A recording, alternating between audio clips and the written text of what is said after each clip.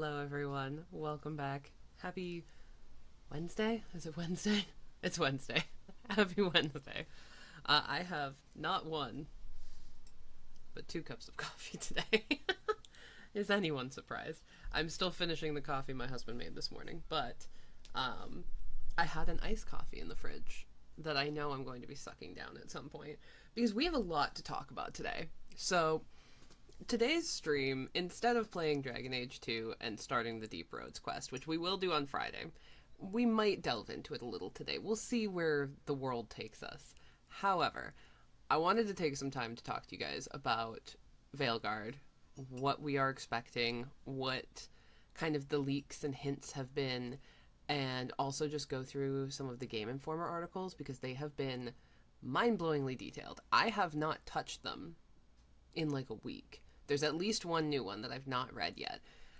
Mostly because I just didn't have the mental capacity for it.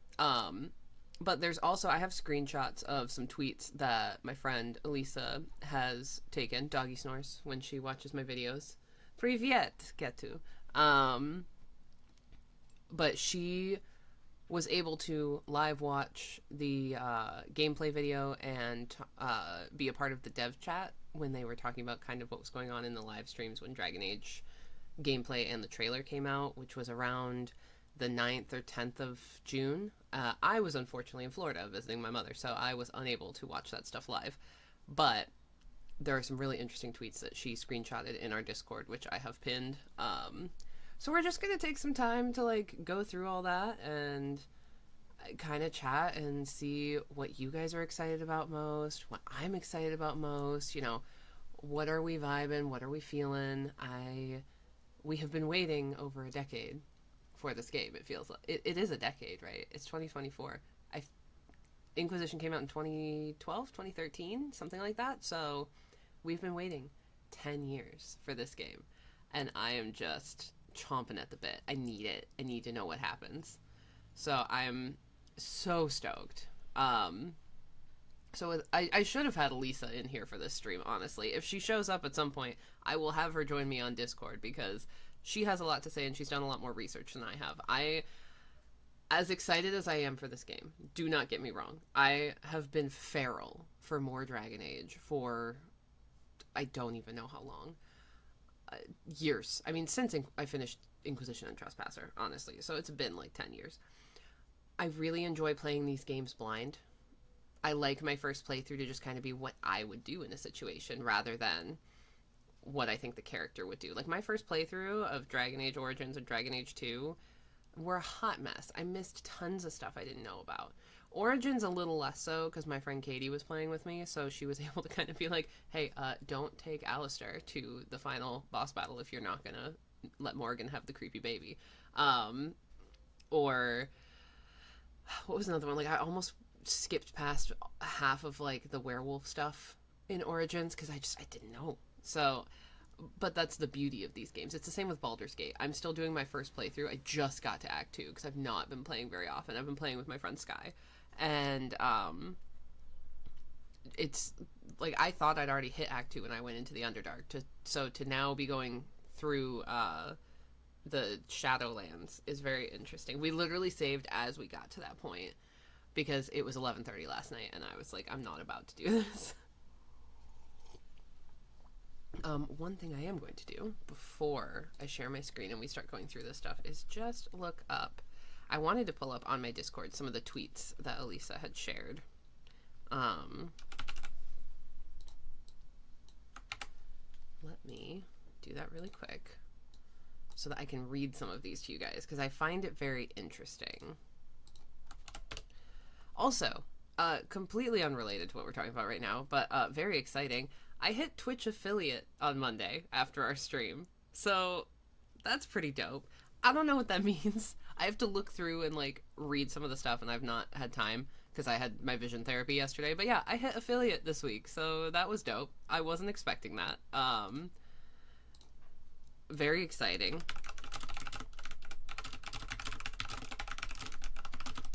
Was not at all expecting to hit affiliate that quickly, but I guess it took into account like my streams a couple years ago when I was streaming regularly. So we didn't have to start totally over this time, which was kind of nice. You guys got me to 50 subscribers on there real flipping quick. So kudos to you guys. I think I'm at like 54, 55. I don't even know what I'm at on YouTube. I've not looked. It's the number doesn't matter to me because most of you, our community is so small that I know you guys. Like half of you that watch are my actual friends that I hang out with in like my online group of friends in Discord and stuff. So it's just nice to be able to hang out with you guys. And yeah. So let me pull up these pinned comments because I want to see. I don't know if I will share my screen necessarily because my friends' Discord names are on here. This is not the right thing. We have we have two different Dragon Age subsections of my Discord. One is the clown car when we were clowning for Dragon Age Veilguard for the last, like, well, Dreadwolf when it was the original name, which I still think I might prefer, but we'll see. And that started like 2 years ago, I think. We changed the name to the clown car because we just kept clowning for it at every Game Awards, every event, every EA Play and everything, and it just didn't happen. So... But we also have one that's just called Dragon Age Discussion, and like the little thing next to it says DAD left, DAVE is here, because it's Dragon Age, Dreadwolf, Dad left, Dave is here. We can't call it Dragon Age The Veilguard because its acronym is DATV, and this is not Taylor's version. I am a Swiftie. I will fully admit that, and I apologize. Okay, so... I wanted to scroll back to a very specific one. So Elisa got a really good screenshot of the devs that replied to someone named Roselight Enchantments. You'll get to pick your faction when you make your character. There's 6 factions total with deep roots and thetas, such as Antivan Crows, the Grey Wardens, the Shadow Dragon. So we knew about that. And during the character creation process, we're going to be able to make our Inquisitor. And then you'll have to add in, like, I guess during character creation is when you add in your choices from Inquisition. And it'll impact how Veilguard goes. So I have a feeling that means they're not going to be quite as in-depth as, like, the Dragon Age Keep was. Because we're doing away with the Keep. The Keep doesn't exist anymore. It's very upsetting. But I am curious. Also... voice actor pride here. I am very stoked that there's gonna be 4 VAs total for Rook. So you're gonna have, it's gonna be the same as Inquisition. So there's gonna be 2 North American voice actors, 2 British voice actors. So you're gonna get to choose if you want to have male or female, American or British. So the headcanon for that is obviously going to be, if you want to play in world and you don't want to like mess with the voices outside of like what it's supposed to be, and I say that in quotes because they've deviated here and there, you know, dwarves and hi Fright, dwarves and city elves have American accents and everyone else seems to have some form of British accent. So having the 4 choices again will be nice, and I of course will look into who each of these people are because why not. Okay, I wanted to jump to Elisa's preview summary that she made for us. So I don't know how to make this so you guys can see it without sharing my screen. So I'm just gonna read it, I guess. So the big things are the game is going to be obviously on PC, Xbox Series X and S, and PS5.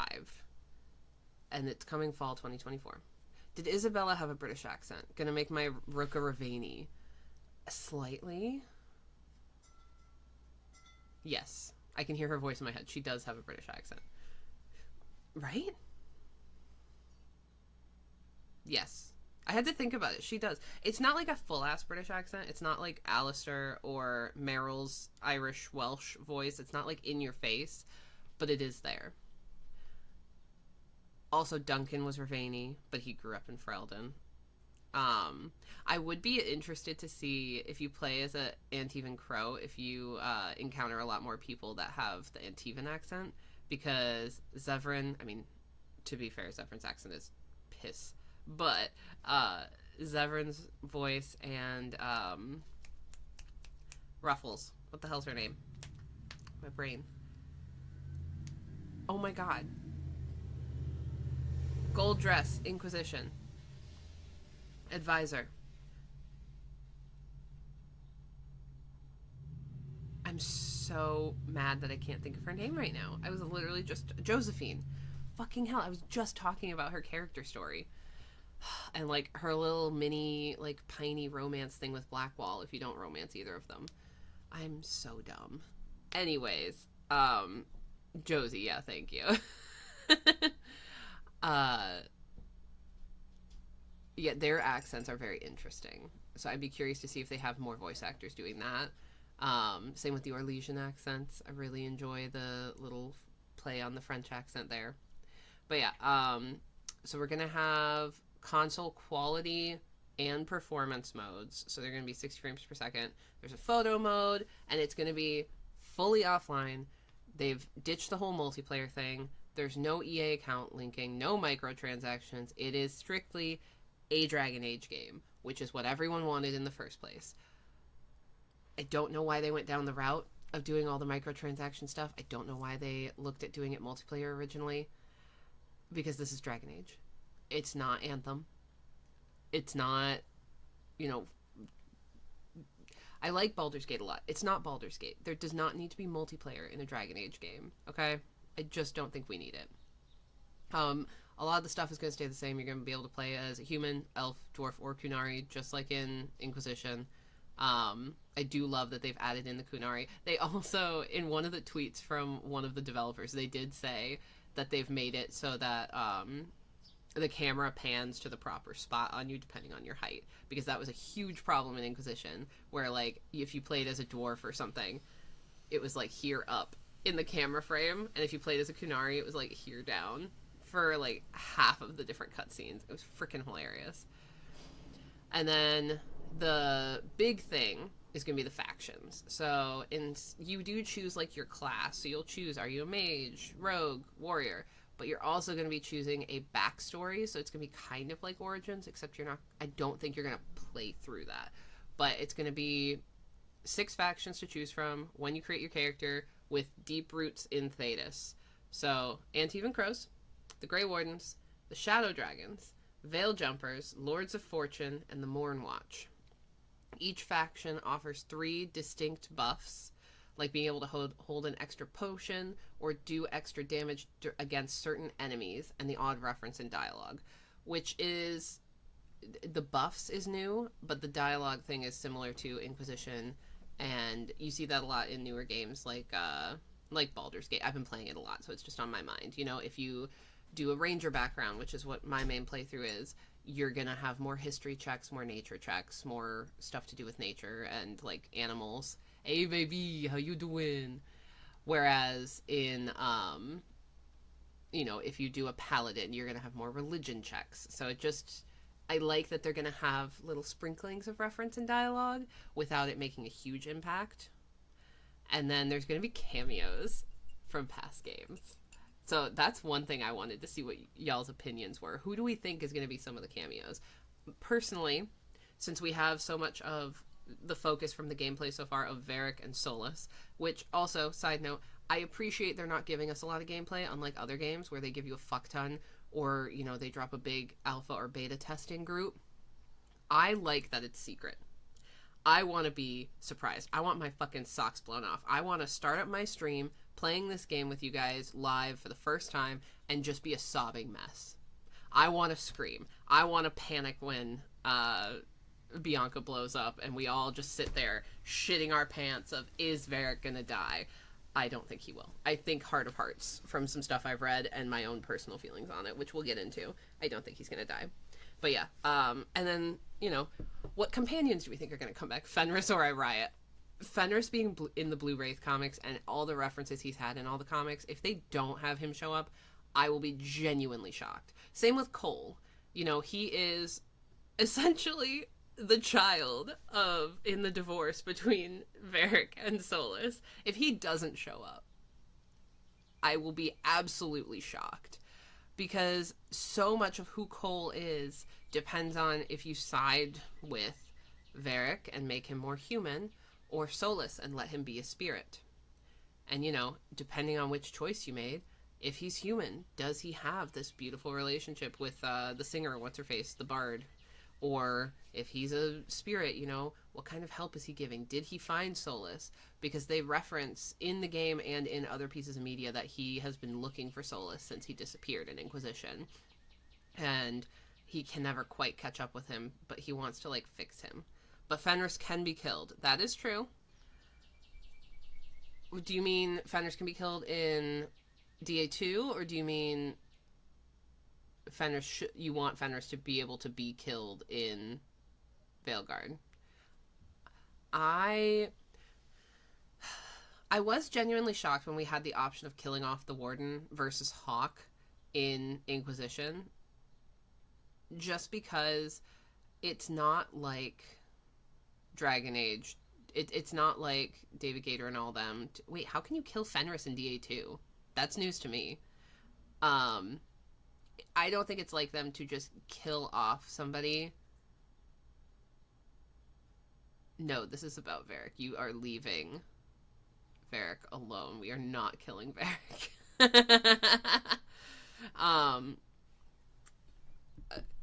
Like, okay, in Origins, technically, I think you can kill off pretty much all your party members in some way, shape, or form, or you can choose not to recruit them.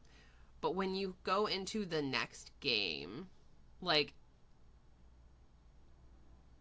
I just feel like they're not going to kill off fan favorites. If they're going to kill anyone off, it's going to be someone you meet at the beginning of the game and slowly grow a relationship with. I think they got away with the shock factor of killing Alistair or Stroud or, you know, whoever shows up for you in Inquisition as the Warden versus Hawk. Because that's an important choice to make since Hawk plays a big role in Inquisition. I don't love that they did that, but I understand why they did. And I get the shock factor and, like, the pain behind that. I do hope they will figure out some way to make it so, like, you can bring Hawk back if you did leave them in the Fade. Because whether you romance or are just friends with Varric, and really, who rivals Varric? Like, he's best friend material. I just think if he survives Veilguard and then you have this option of, like, Hawk comes back from the Fade, that would be, like, just the chef's kiss moment. They have said they won't show up. That won't show up in Dave. Okay, good. Meryl as well can go against you. That's true, depending on your rivalry. I forgot about that. Not enough rivalry / friendship and go for the mages. So that's a fair point. Okay. Focusing back on this stuff. Elisa, I'm reading off your list you made in the clown car of the preview summary. So, warrior class, obviously we have sword and shield or two-handed weapon. Rogue, you're going to have bow or dual wielding, dual swords with quote-unquote powerful, precise strikes for lethal damage. And then obviously mage class, which we know plenty about that. Each class is going to have 3 sub-specializations, like duelist, saboteur, or veil ranger for the rogue. We've seen saboteur and we've seen duelist before. Veil ranger's new. And I have a feeling that's going to play into the veil jumper backstory, so I'm very curious about that. I don't know if I'll, like, shoot for that my first playthrough, but I am definitely going to play through some of that just to see, like, what it's like. Classes will also have unique resource systems. So the rogue has momentum, which builds up as you land consecutive hits, and each will always have a ranged option. So that's going to be really interesting. And then one of the rogue momentum attacks is a hipfire option for the bow, so you can pop off arrows from the waist, which I think is kind of dope. So I assume that means you kind of have to have a crossbow. That's my thought. Another momentum attack for warrior lets you lob your shield at your enemies. I hope that doesn't mean we have to, like, pick it up again. I'm hoping it's just like a boomerang, just and you just tear through them. But if you do have to, like, pick them up, I mean, we've had barrel of humans Just let me be a gunslinger, honestly. We've had people be able to plow through, like, Fenris and Aveline. I'm in my cowboy era. You just really enjoyed the Fallout show. The quests are going to be more handcrafted and mission-based, so there's going to be alternate paths, secrets to discover, and optional content. There's also open-ended explorable areas where we can just, like, wander around. We need guns in Dragon Age? No, we don't. Leave my fantasy game out of your gunslinger ways. The only thing I am surprised by is they've got a party size of 3 during combat, like Mass Effect. I don't necessarily hate the idea, but I'm so used to party size of 4 with Dragon Age, I think it's going to take some getting used to. 10th age, the gun age. Oh my god, you guys are ridiculous. Combat is going to be focused on real-time action, dodge, parry, counter. The quote is sophisticated animation, canceling, and branching. So it's like risk-reward charge attacks designed to break enemy armor layers. I hope there's still an option to pause and like kind of look around, because that's one thing I enjoyed about DA2 and Inquisition is you could kind of pause and take a tactical look at what was going on. I'm not someone who likes just going bam, bam, bam, bam, bam in combat. It's part of why Mass Effect was hard for me, and I've thoroughly enjoyed that, the turn-based aspect of BG3. So I'm hoping they'll still keep that in there where there's at least a little bit of like, even if it's just you can pull up your menu for a second, like the menu wheel, just to take a breather. That would be nice. And then we rapidly go into the nuclear age. Can you imagine nuclear weapons with Darkspawn and like the Fade? Absolutely not. Thetis would blow up in weeks. So enemies are going to have elemental weaknesses and resistances. That's not new. You can chain together elemental combos for extra damage. One example is a squad mate using a gravity well attack to suck enemies in, allow another slowing them down, and the player then unleashing a big AoE attack. So I like that we're kind of doing like Shatter in DA2. Like we're getting these different new ways of attack and like building together. Teamwork. It makes the dream work. You don't take direct control of companions like past Dragon Age games, but you can still pause and issue ability commands for you and your allies. Okay, that's fine. We're going to have a hub for the player like Skyhold in the Normandy called the Lighthouse. And companions can eventually start romancing other characters if you opt not to romance them. Interesting. I don't know what you just tried to throw in the chat, Elisa, but it didn't show up for me.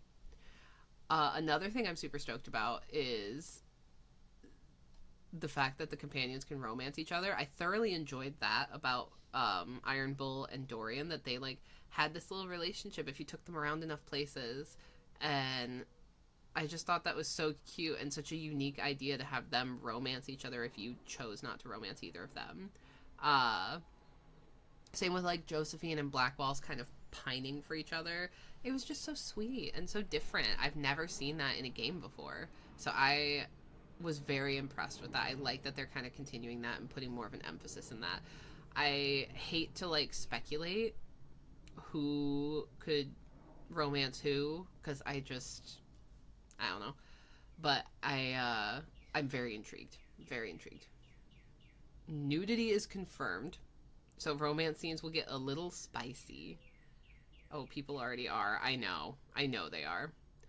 And each companion is going to have unique missions tied to them that play into the larger story, which I'm stoked about. I love doing companion quests. Like, that's one of my favorite parts about DA2 is that you really get to know your friends. Incredibly deep character creator. There's going to be 5 categories, including lineage, appearance, class, faction, and playstyle. Players can also choose different body sizes and shapes. There's going to be dozens of hairstyles to choose from with individual strands of hair. So, oh my god, I hope this means that we don't have shitty hair in this game again, because that was my biggest pet peeve. That and the awful makeup.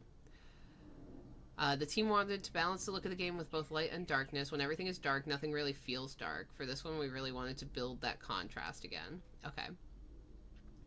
I think we saw that in the gameplay, like running around Minrathous at night and running away from, like when you're in the gameplay we've seen so far, when you're fighting the Pride Demon.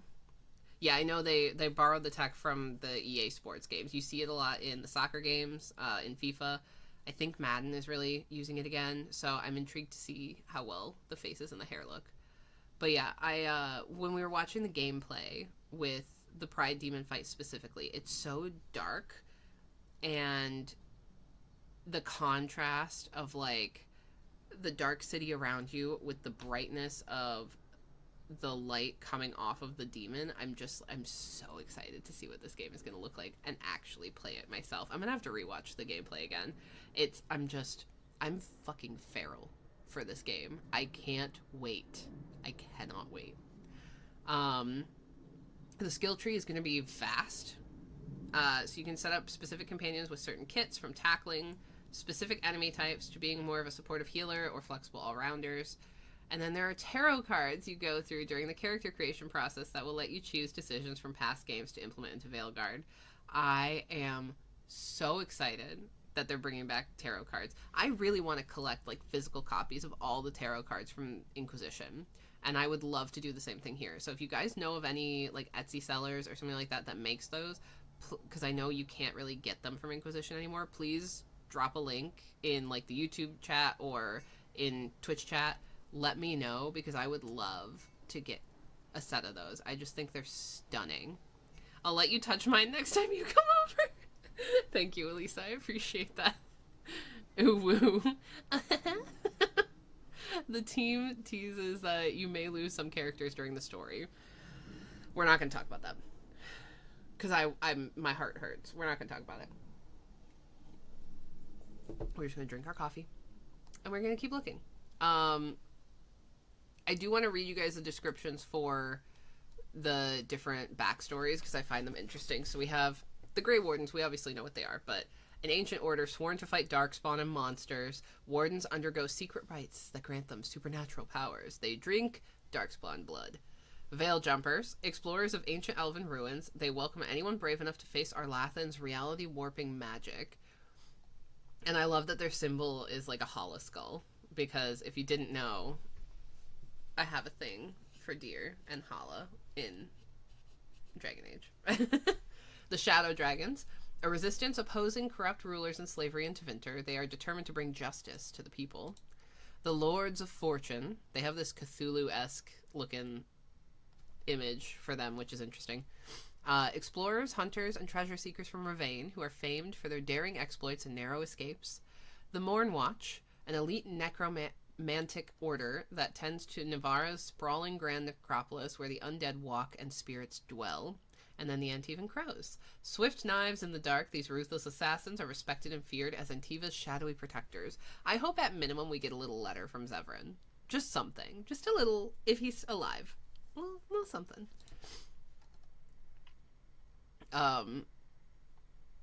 The other thing I am very, very excited about is the Michael Gamble, who worked on the game. He is one of the writers and devs. He got called out on Twitter, X. I'm never going to call it that. It's Twitter. Someone commented to him and said, "You keep revealing stuff. Your own people might take you out." And Gamble goes, "It's borderline already happening. I'm limping and bleeding slowly while writing this." And I just love that he just gives zero fucks. Oh. People actually took the time, also, if you watch the gameplay, to, like, try and figure out what Varric and Solus were saying when Rook was running around, like, toppling the pillars. I'm so impressed, honestly. Just so impressed with how much information is out there right now. Everyone is so excited, and it makes me so happy. Okay, so now we are going to go ahead and share screen. I can do English. We're gonna pull this up. I guess it would help if I, had the window ready to go. Sorry about the plane overhead. Okay, so this is one of the IGN articles that I've been reading up on. We will look at Game Informer momentarily. So, I'm intrigued by what they say with how everything is ported over. So they interviewed the game director, Corinne Bush, and it's a fully integrated character creator thing. So in character creation, when you're actually making your person to play in Veilguard, your rook, you're going to also basically choose tarot cards to represent the different things that happened in Inquisition and beyond. So my guess is they're probably not going to reference the previous games outside of Inquisition much. They've said they're really only going to focus on Inquisition. The keep is no longer a thing. However, I do have a strong suspicion that there's going to be a handful of things from the previous games that are going to carry over. Number one being who's king or queen of Ferelden. Someone found the fact that Enora's voice actors in the game like weeks ago. We'll see. I don't think that that's going to be the only choice. I don't think they're going to say like they're retconning stuff and like, oh, Alistair's not king if you chose him or whatever. But I am intrigued to see how they pull that in, because Enora's supposed to be dead if you don't have her as queen. You send her over to wherever, I can't remember, Antiva, Ravane, Orlais, something like that. I think you send her back to Orlais and her ship gets like taken, and so she's dead. Theoretically she could have escaped, but most likely she's dead. God damn, those planes are so loud. I'm so sorry. I live 15 minutes from the airport. But yeah, I think that's definitely going to play over. I think maybe how bad the Mage versus Templar stuff in DA2 is going to show up. You know, basically, did you befriend Anders or did you not? Like, I feel like that's going to be an option. And then with Inquisition, there's a lot of different routes they could go down, right? There's a lot of different choices they could have you pick from and decide what do you want to do. I think the big ones are going to be, did Iron Bull betray you or not? Were you friends with Solus? What did you do with Cole? Who did you romance, if anybody, as the Inquisitor? Did you encourage Iron Bull and Dorian romance? Hawk in the Fade or not? And then after that, like, those are, to me, the biggest things. I mean, the Dorian romance thing, probably not as much, but it would be really cute if they reference it. But, like, they're not going to say, you know, did you 100% the Hinterlands? You never left. Did you, you know, what did you do with Dagna? I feel like some of that they might put in, some of it they might not. Maybe I'll be surprised and it'll be a lot more detailed than I thought. You want me to spend more than 20 minutes on character creation? Little did you know I will spend an hour at least anyways. So, you know, it is what it is. We will see. I am very curious. Part of me was hoping they would release a character creation, like, demo at some point, but I really don't think they're going to. I don't think they will release any of that, because Elisa was saying in some game recently, or maybe it was someone else in my Discord, when they released a character creation thing, the people that were playing it ended up hacking into the code and like delving deep, and they figured out a lot of details about the game because it was just in there because it's mixed into the code. So we'll see. So the interesting quotes I wanted to read from director Corinne Bush. What's not lost on us is that it's been 10 years since existing players have played. They might not remember what they did in previous games. Like hell we didn't remember. We all are replaying the games currently to get excited for Veilguard. Let's not lie. They need that refresher, and we don't want new players to feel like they're missing out on those decisions. So in Character Creator, I like to call it Last Time on Dragon Age. But you can go into your past adventures, and it actually, through tarot cards, tells you what the context was and what the decision you want to make is. So I'm intrigued by that. Oh, Dragon's Dogma 2, thank you. Also, just look at our kids. They look so cute. I mean, Varric's not cute. He's very handsome. But Harding just looks adorable. I will 1000% be cosplaying as Harding at some point, because I have, well, not currently, but I have red hair, and I love her. She's so cute. I just want to squish her face. If she ends up being the betrayer, if she ends up being evil, that will be a difficult pill to swallow. I wouldn't, like, quit Dragon Age, but I would be upset. When pressed further about previous characters like Hawk, Bush says, I won't say everybody, but yes, some of them. So, there's not going to be any keep. Technology is so different, which is sad. Single player game. What do you guys feel about the new game title? Changing from Dragon Age Dreadwolf to Dragon Age the Veilguard. I'm curious about what peeps think. Also, just look at it. Oh my god.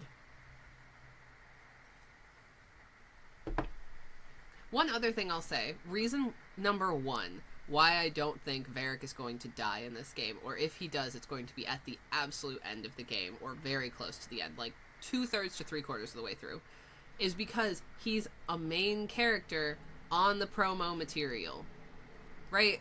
They're not going to put him on here if he's going to die immediately in the first 10 to 15 minutes. It's not going to happen. Even if he was going to die in the first few hours, he wouldn't be on there.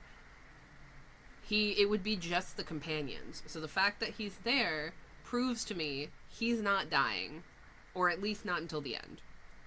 That's my heart of hearts, deep soul feeling. I really don't think they're gonna kill him. I don't love the title change, but I've gone through my stages and hit acceptance. You know, the more I think about it, the more I think I like Veilguard. Because it's defending... It could go one of two ways, right? Clearly, they're trying to tell us Solus is not going to be the main focus of the game anymore, if he ever was. Maybe Dragon Age Dreadwolf was just a distraction tactic for us to make us all assume, oh, this is going to be Solus focused, it's going to be, you know, whatever, and then it ends up being something different. May said, I didn't like the Veilguard at first, felt like a little sudden this late in. It's okay, not my favorite, yeah. But I think, you know, the Veilguard could either be you're forming a team to guard the Veil, or you're forming a team to guard against what's coming through the Veil. Because we saw some of the elven gods show up. Elgar'nan, the father of the elves, and Gillenan. And also, for anyone who's not a lore junkie like I am, for the longest time, the tattoos in the games in relation to the elven god Elgar'nan, if you don't know much about Dragon Age and you're watching this, first of all, sorry, spoiler warning.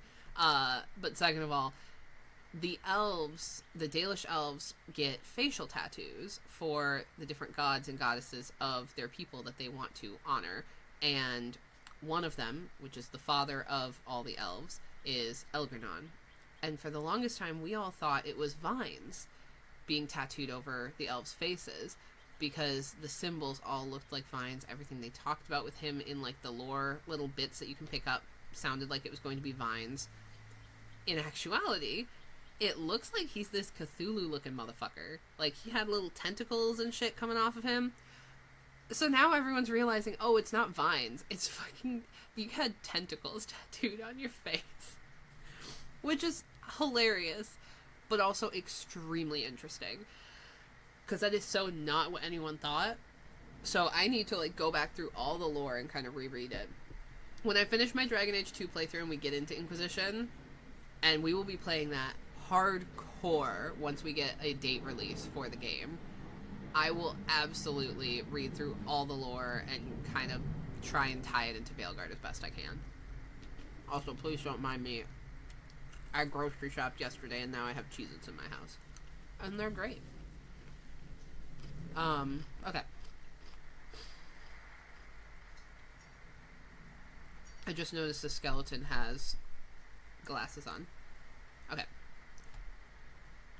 Somewhat controversial decision to change the name. That is true.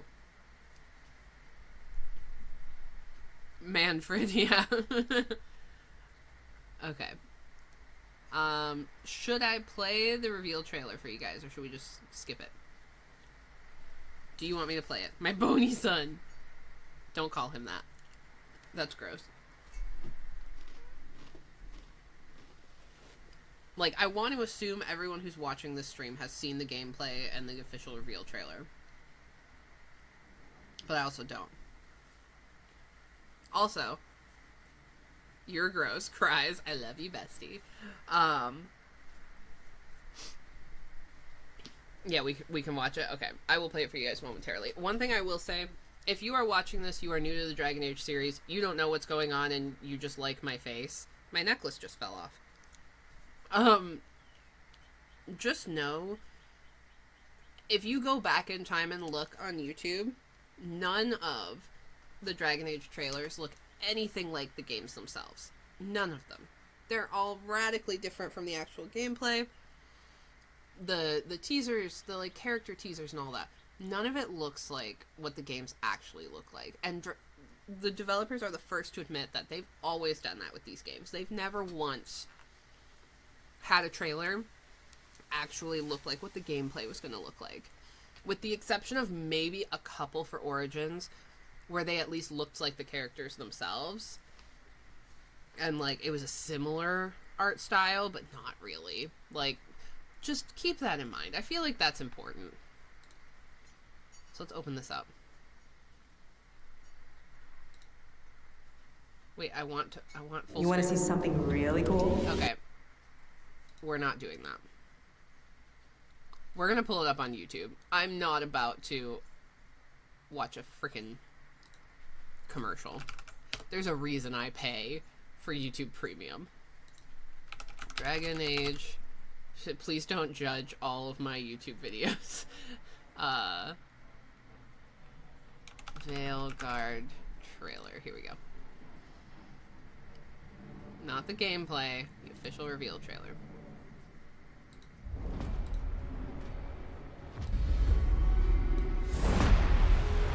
I'm so excited.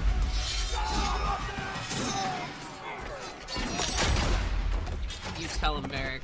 Not looking good, old friend. This'll take more than you and me. What are you thinking? We need someone to be our eyes and ears in the shadows. And someone to bring a little darkness to the daylight. Holla! We're going into the Fade, aren't we?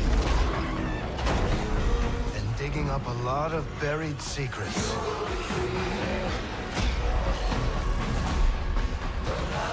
What about Darkspawn? Yeah. Someone who will stand between us and a pack of demons. You know there will be dragons. Right. We'll need someone with fire in their blood. One more thing. This crew needs a leader. Someone we can count on. Someone that the world can count on.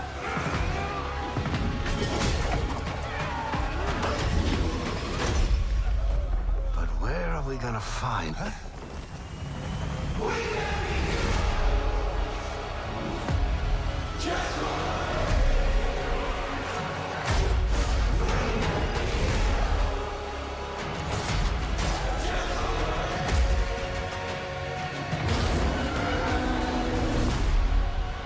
Let's fucking go.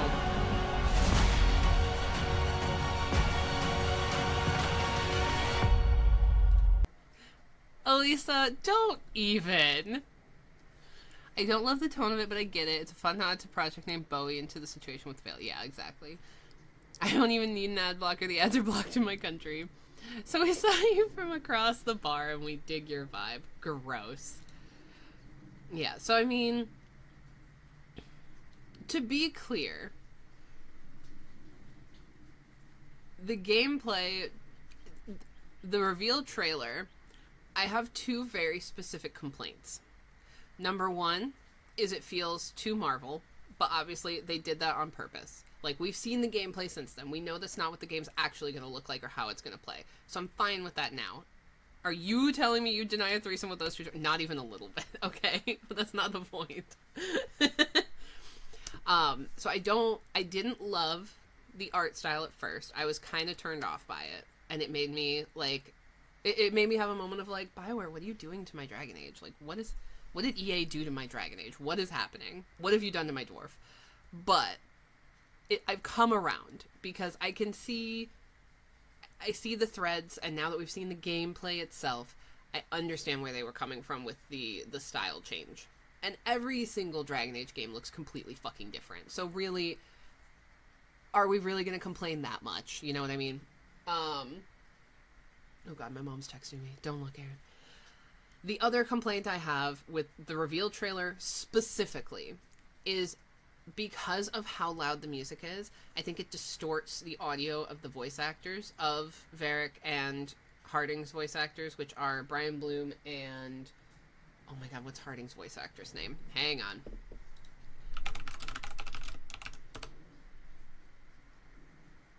Who voices Scout Harding? Allie Hillis. Okay. And she's done a lot of shit. I wanted to look at her actual, like,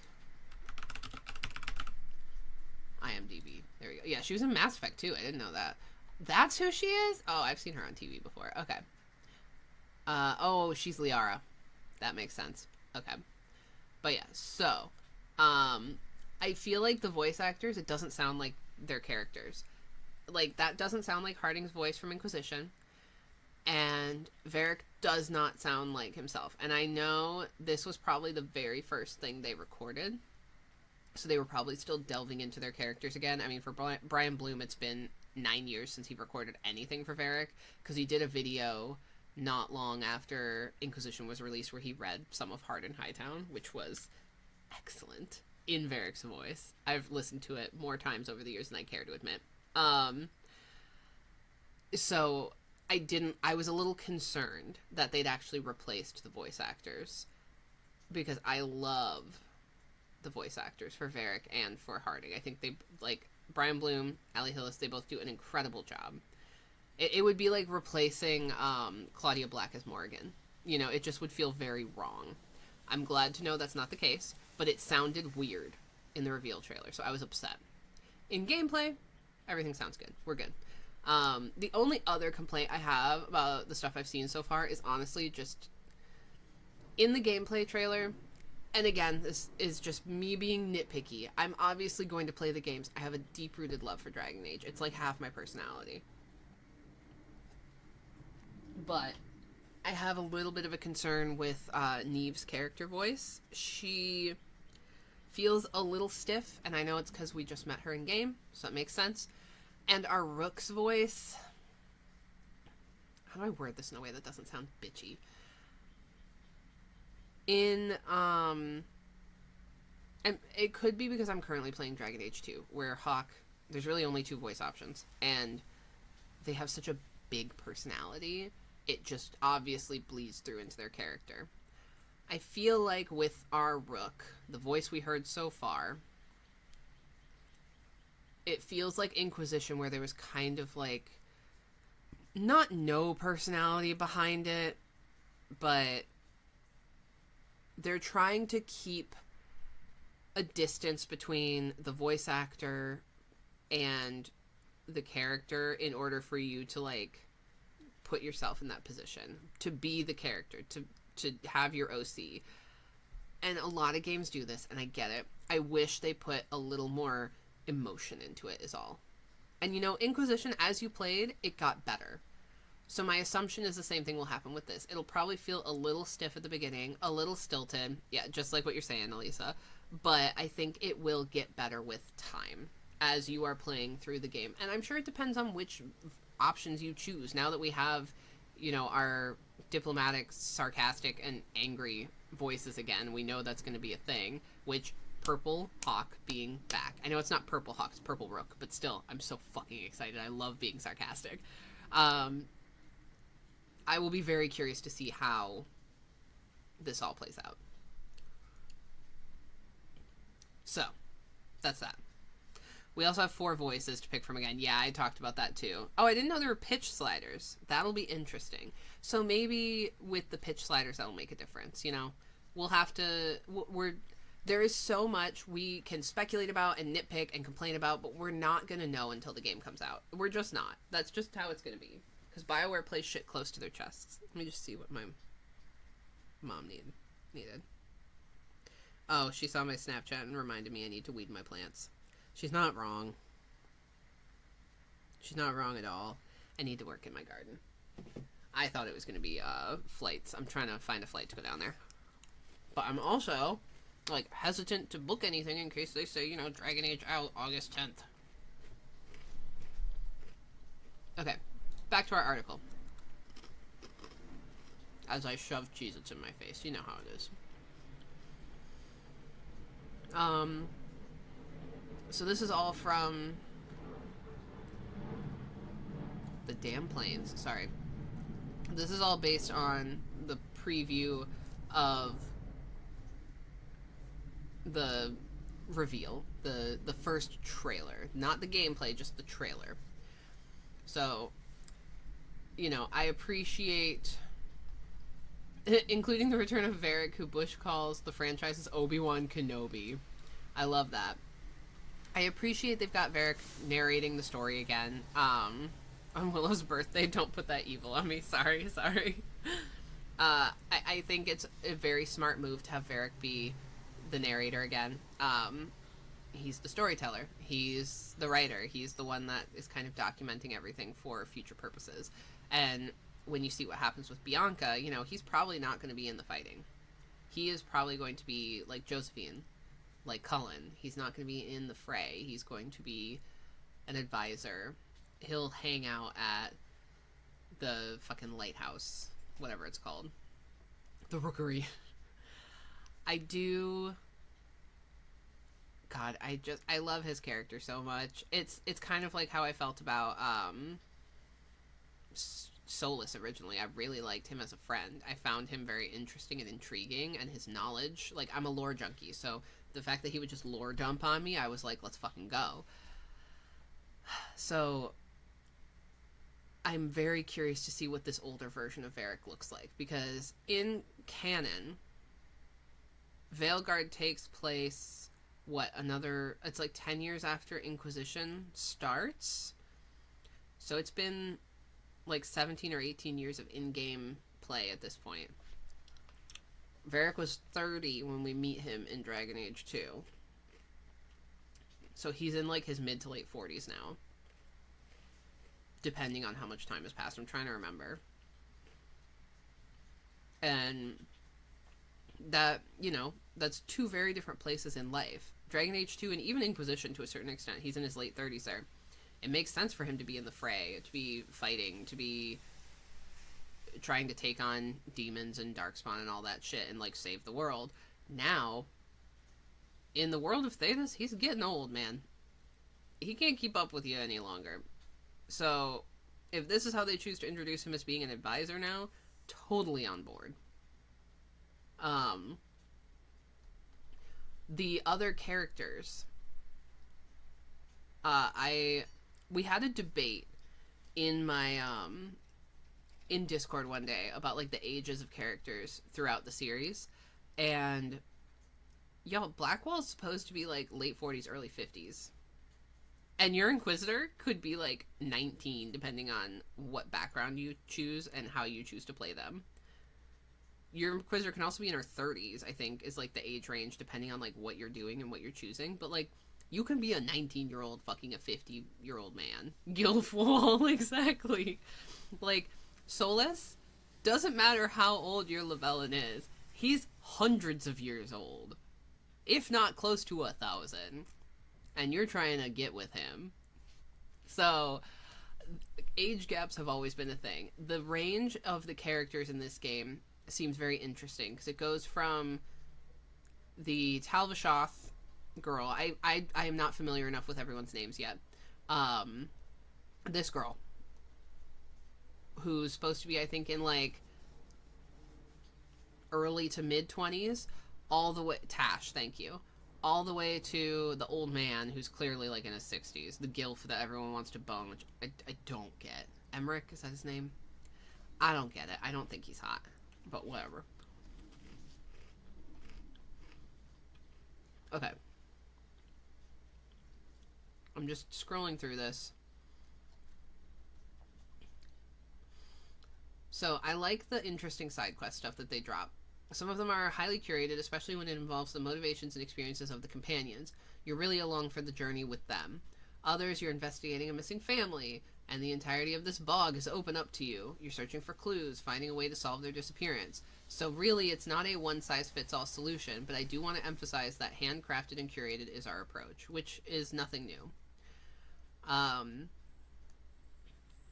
I'm excited. I'm so freaking excited. Leave him alone. He's old, okay? So I feel like this is more just someone's opinions. I want to look at, like, the facts, the Game Informer. Let's check out the Game Informer issue.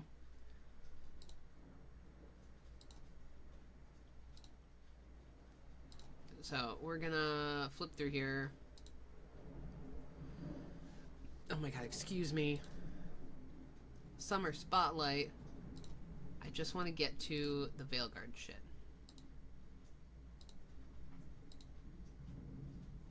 Dragons. Silent Hill. Here we go. Also, look at the art. Look at this. Yeah, nearly 10 years since its last entry, and some stumbling blocks along the way, Dragon Age aims to recapture the spirit of stories past. Or BioWare does. I'm so excited. Okay. Look at this art. Look at this bitch.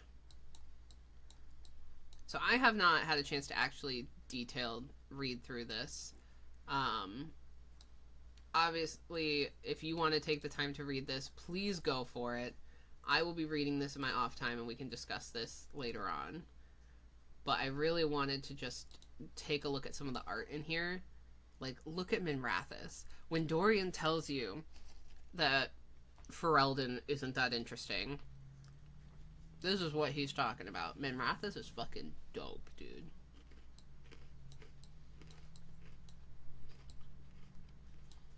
Look at all of them hanging out. Just in their comfies. Also, this dude, the guy, Lucanus, he reminds me so much of Blackwall, I can't even explain it to you. Also, 2 elves or half-elves in the party. With your dwarf. 2 humans, maybe 3. I'm not entirely sure about these 3. And then a Kunari. I'm very excited to see how this all plays out. But look at them all. Okay, so we have Harding. Neve Gallus is our Ice Mage private detective sitting next to her. We have Veil Jumper Balara Lutara. Which, what a name, Balara Lutara. That's like, you can't say that 5 times fast. We have Davrin, the Grey Warden.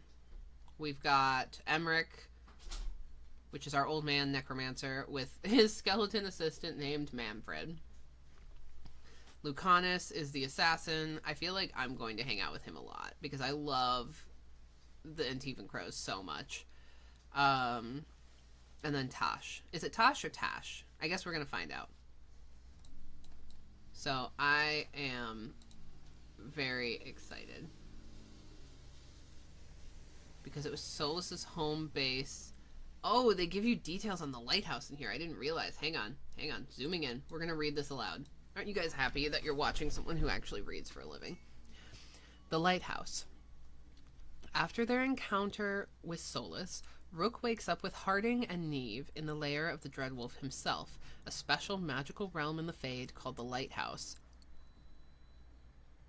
So we're going to be in the Fade. Physically in the Fade. Fuck yeah. It's a towering structure centered among various floating islands, Epler says, much like Skyhold and Inquisition. The lighthouse is where your team bonds, grows, and prepares for its adventures throughout the campaign. It also becomes more functional and homier as you do.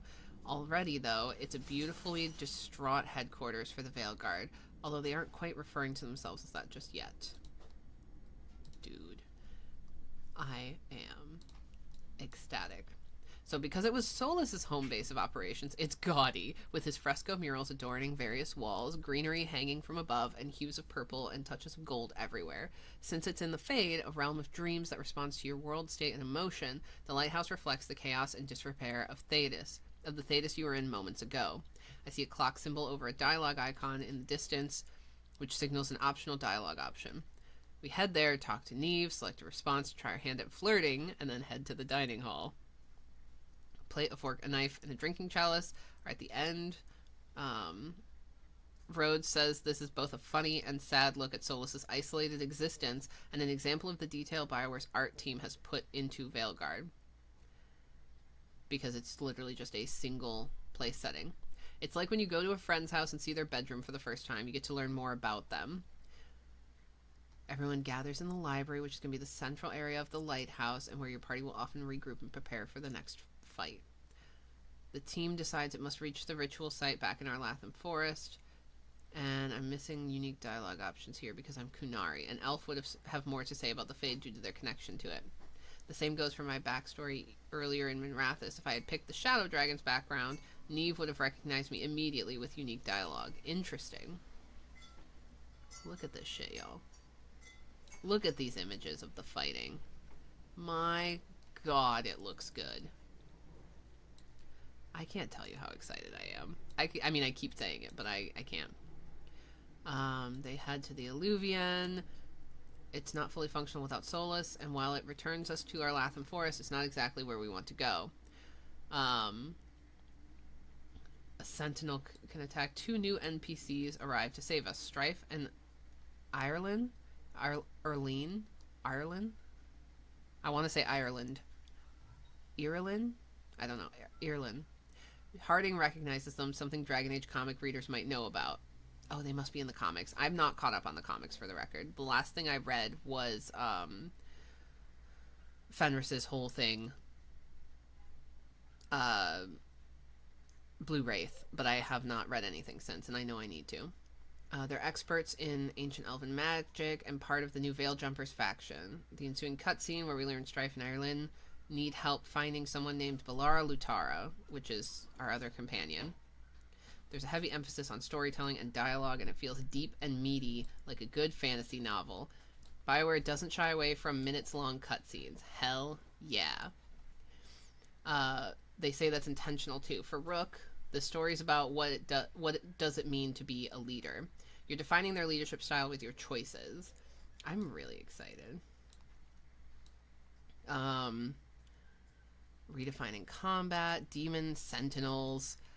Following the trend of prior Dragon Age games, Veilguard has completed the series shift from tactical strategy to real-time action, but fret not, a tactical pause-and-play mechanic returns! Yes! Thank God. I need that. So, I'm happy with that. What is pressing start? The start or pause screen is important to a good RPG. Game outside the menus. It contains your map, journal, character sheets, skill tree, and a library of lore information. We will spend so much time in the lore, you guys.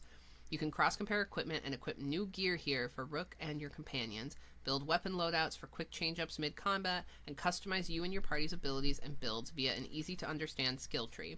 You won't find minutia here, just real numbers. That means a new unlocked trait might increase damage by 25% against armor, but that's as in-depth as the numbers get. Passive abilities unlock jump attacks and guarantee critical hit options, while abilities add moves like a wall of fire to your arsenal if you're a mage. As you spec out the skill tree, which is 100% bespoke to each class, you'll work closer to unlocking a specialization, of which there are 3 for each class, complete with a unique ultimate ability. Bush says, BioWare's philosophy here is about changing the way you play, not statistical minutia. I am intrigued. I'm trying not to read too much because I want there to be surprises, you know what I mean? Oh, that's a good close-up. Let's see. As we progress through the forest, I don't want to read too much of this because I don't want to get spoiled. The companion customization I'm intrigued by, though, so we'll look at that. Also, like, fucking look at this, you guys. God damn, that's pretty. You can advance your bonds by helping companions on their own personal quests and by including them in your party for main quests. Every relationship level you rank up, shown on their character sheet, nets you a skill point to spend on them. Bush says the choices you make, what you say to companions, how you help them, and more all matter to their development as characters and party members. And with 7 companions, there's plenty to customize, from bespoke gear to abilities and more. Though each companion has access to 5 abilities, you can only take 3 into combat, so it's important to strategize different combos and synergies within your party. Rhodes says, beyond this kind of customizable characterization, each companion has issues, problems, and personal quests to complete. Bellara has her own story arc that runs parallel to and informs the story path you're on. And I'm sure that's true with all of them.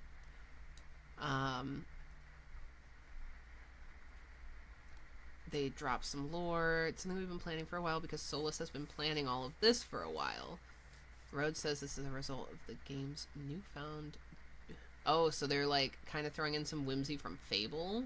That tracks. I loved the Fable games growing up. Did you guys ever play them? I'm going to refresh the chat because I'm not seeing y'all at all.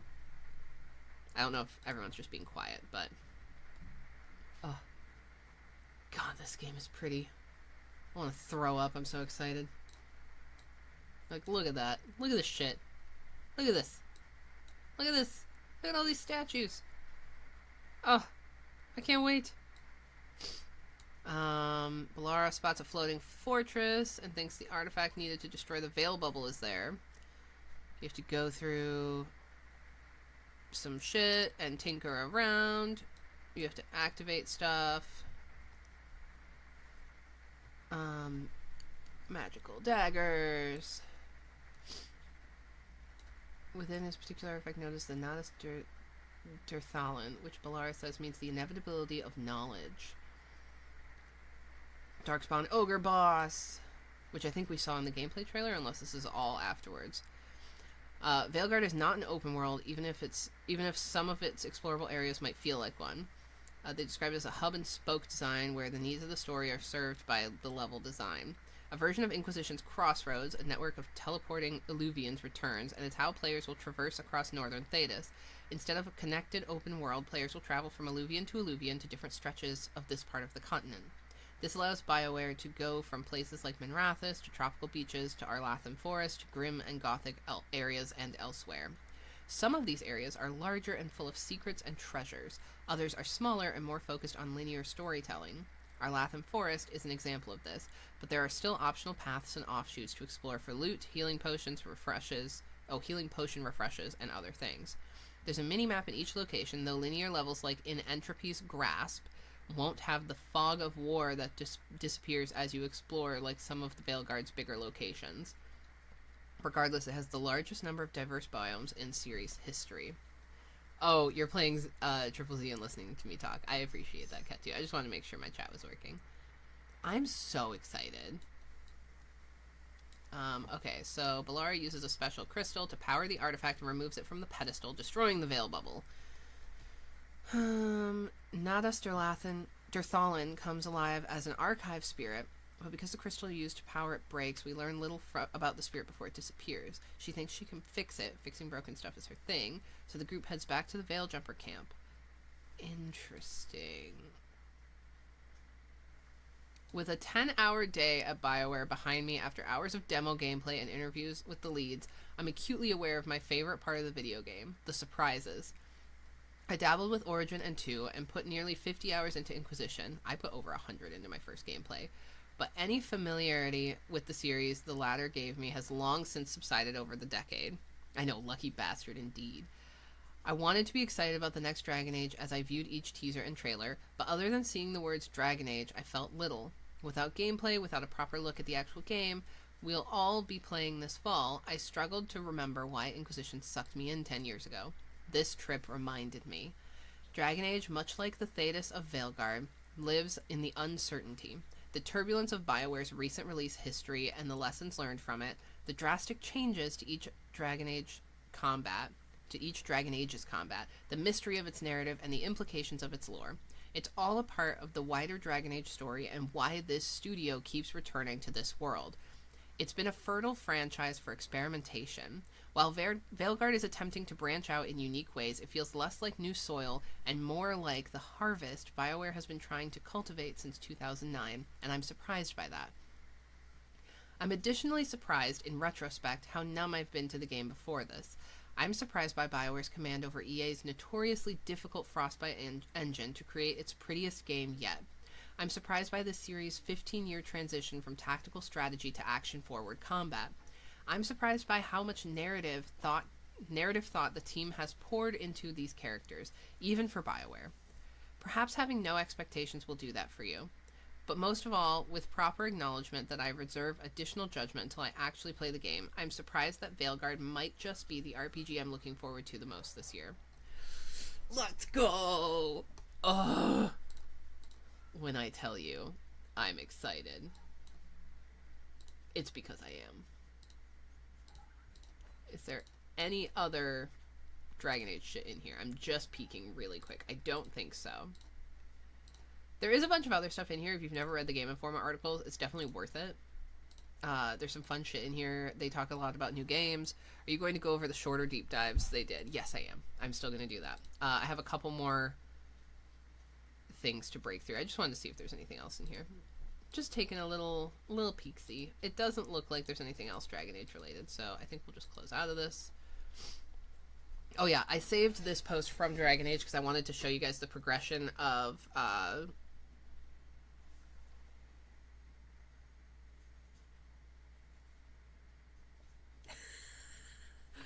the skill tree.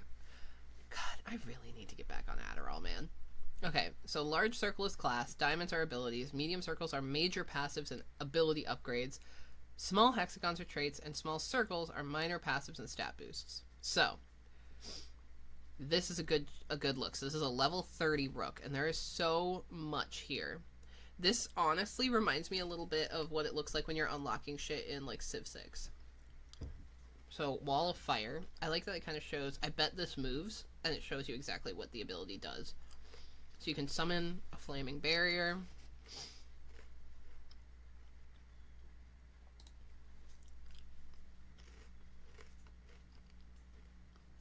Interesting. Okay. So you kind of have 6 branches here. You have your central moves in the middle. I like how I'm moving my hand, like you guys can see me doing that on the screen. So you have your central move. You have your 3 basics, so your control, sustain, and burst. And then you have your 3 specializations. So we have Death Caller, Evoker, and Spellblade. So this must be mage is my guess. A mage thing? Yeah, because Wall of Fire, why wouldn't it be? And then this is another one. So this is, oh, you can have multiple specializations. Interesting. So this is for a rogue. I want to make a constellation. Same. So you have Veil Ranger, you have Saboteur, you have Duelist. I like that you're not channeled into one or the other, like in DA2, how you can have individual spokes, but you can also, if you don't want to specialize in just one, you can do a fuck ton of them if you want. And I really appreciate that. There's so many abilities. I can't get over how many there are. Like, look at this one. So this person leaned into Slayer and Survival and Weapons. Oh, I'm so excited. Okay, take a look at this for a second. I need to go say goodbye to my husband because he's about to leave for work. One moment, please.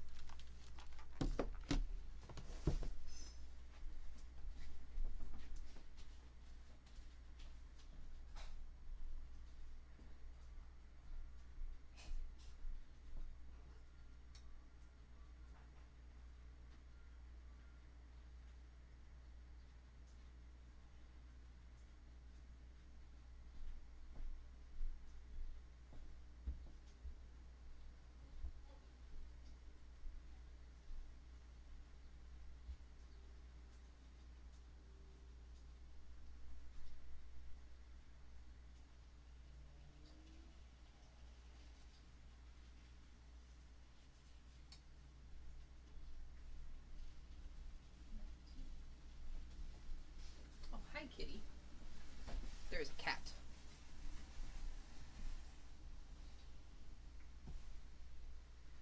I had to give her a couple pats because she's so cute. Okay. So yeah, I just want to make sure you guys saw this because I found it very interesting. And I'm extremely impressed.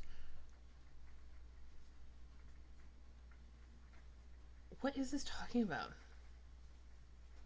This person's...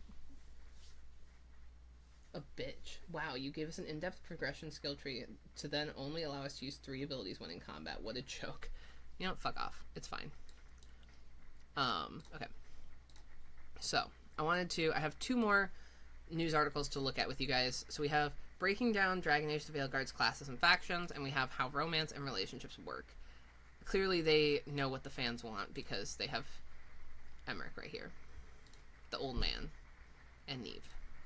Okay, so we're going to start with Veilguard classes and factions, because I think that's a good spot to start.